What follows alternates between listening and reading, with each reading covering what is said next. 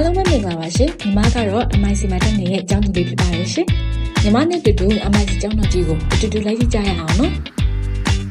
ဒါလေးကတော့ MIC ရဲ့ reception လေးဖြစ်ပါတယ်ကျောင်းမှာအစာမေးချင်တာသိချင်တာနည်းနည်းနိုင်နေရလေးပေါ့နော်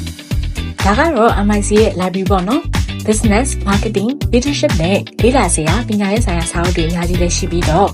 တကယ်ချင်းနေတဲ့အတူတူ assignment နဲ့ presentation တွေအတွက်စာလုပ်ရင်အတူတူပြင်ဆင်ကြတဲ့နေရာလေးပေါ့နော်နေ့လည် lunch break တက်ဆိုရင်တော့ညီမတို့ MIC ရဲ့ Imperial Bistro လေးမှာနေ့လည်စာလေးလမ်းစားဖြစ်တယ်ပေါ့နော်ဒါကတော့ Imperial Cafe ဖြစ်ပါရဲ့ရှင်ရတာရှိတဲ့ coffee နဲ့ dessert တွေလည်းအများကြီးပဲလေဒါကတော့ MIC ရဲ့ကိုယ်ပိုင် products တွေအများကြီးနဲ့ souvenir shop လေးပဲဖြစ်ပါရဲ့ရှင်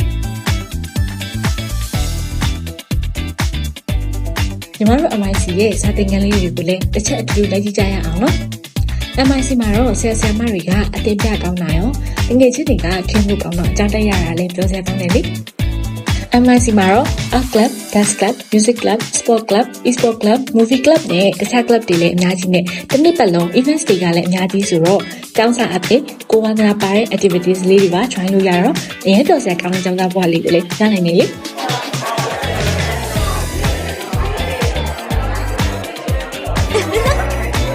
ညီမနဲ့တူတူ MIC Campus Store လေးကိုလည်းကြည့်ပြီးသွားပြီဆိုတော့အားလုံးကိုလည်း MIC ကနေဖိတ်ခေါ်ပါရရှင်